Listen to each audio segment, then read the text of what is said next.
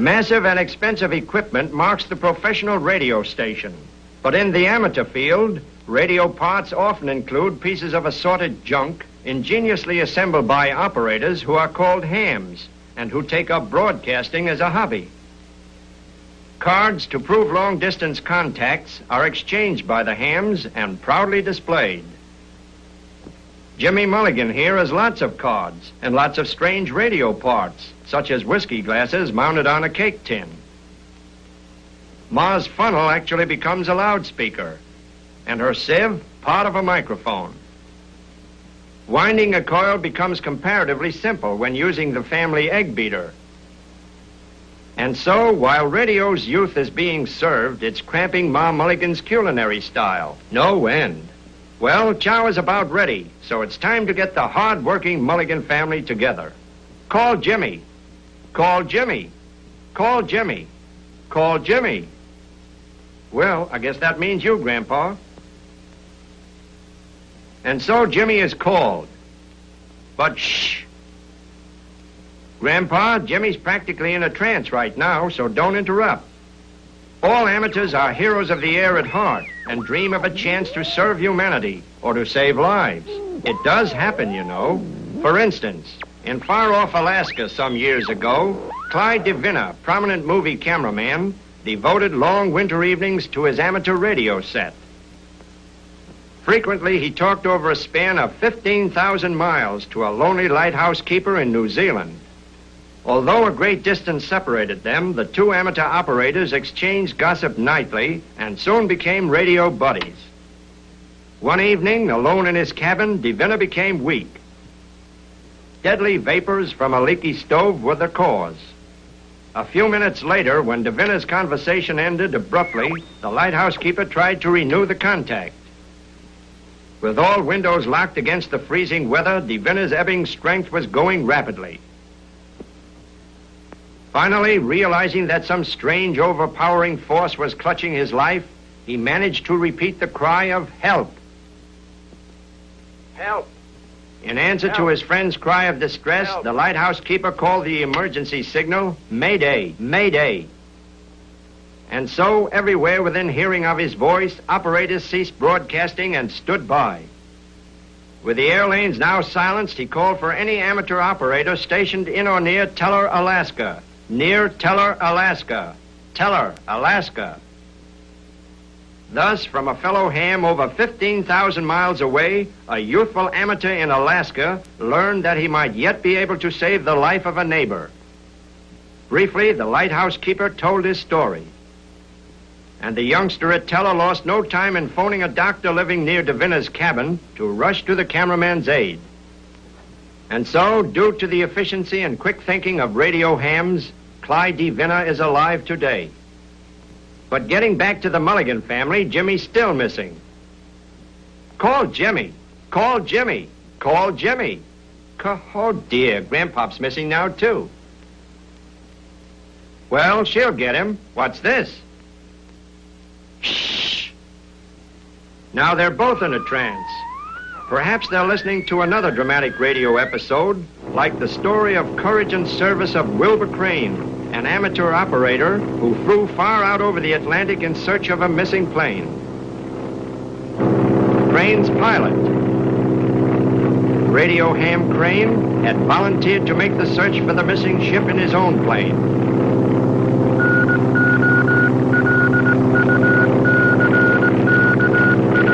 Amateurs all along the coast were standing by to pick up progress of the search. Ship radio professionals listened, ready to go to the rescue. Tensely listening to his reports, too, and worried for his safety, were Crane's wife and son.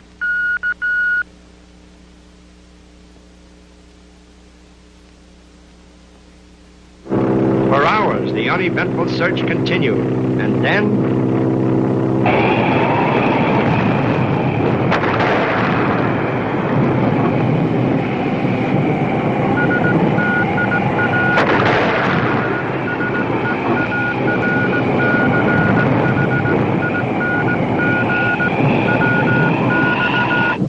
lost in a bad storm, far out at sea, but the search goes on.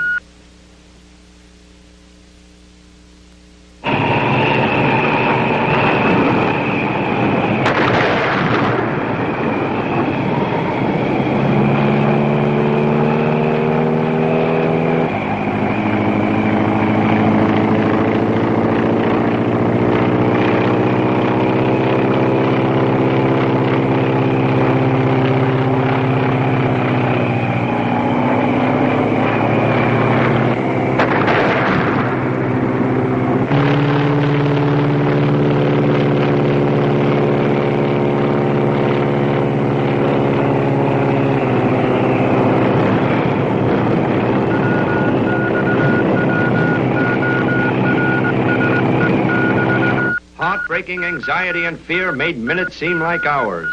Weekly, the dots and dashes continued to come in, but the words they spelled out offered no encouragement to Crane's wife and boy. Then, as suddenly as they flew into it, Crane came out of the battering storm. Sailing smoothly into the dawn, and as the visibility cleared, a miracle happened. For there, right below them by a streak of rare luck, was the missing seaplane with possible survivors. Crane flashes the news. Safely out of the storm, the missing plane found. Never had a happier message come over the Crane loudspeaker. The broadcast at the ship's location, their job would be over. But what's this? Hundreds of miles at sea, and their gas practically gone. They hadn't a chance. But Crane's chief concern was to establish the location of that wrecked plane and broadcast the news to the world. Somehow, their plane must be kept in the air until this work was done. Unaware of this new danger, thousands waited to pick up the report that would send rescue ships to the missing plane. But to the wife, there came a premonition of some new peril that cast its shadow over her husband.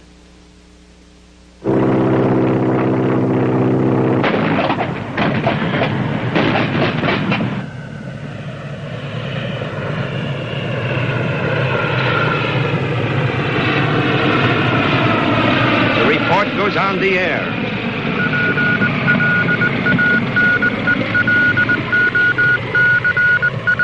And so, with the conclusion of the report, came the crushing news of their fate.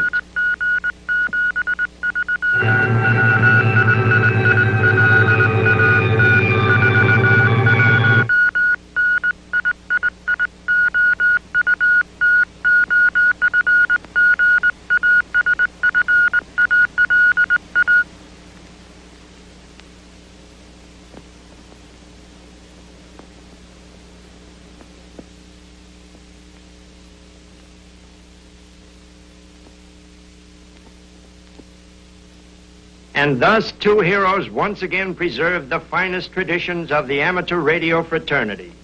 The radio message picked up by a ship made possible the rescue of those for whom Crane and his pilot had made the supreme sacrifice.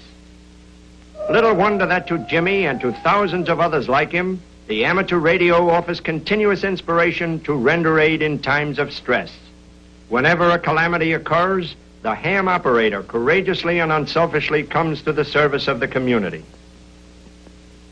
And speaking of calamities, well, take a look at Ma Mulligan's dinner. Boy, break out the bicarbonate. Now, Ma, remember your blood pressure.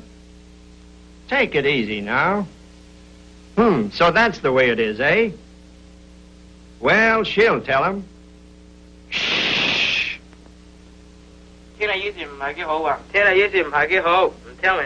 That sounds like China. Wow, that's coming 5,000 miles on a homemade set. No wonder the Mulligans are thrilled. Through the genius of little Jimmy, they hear a man speak in far-off China. In Chinese, that means that's all for the night, folks. Yeah, good night.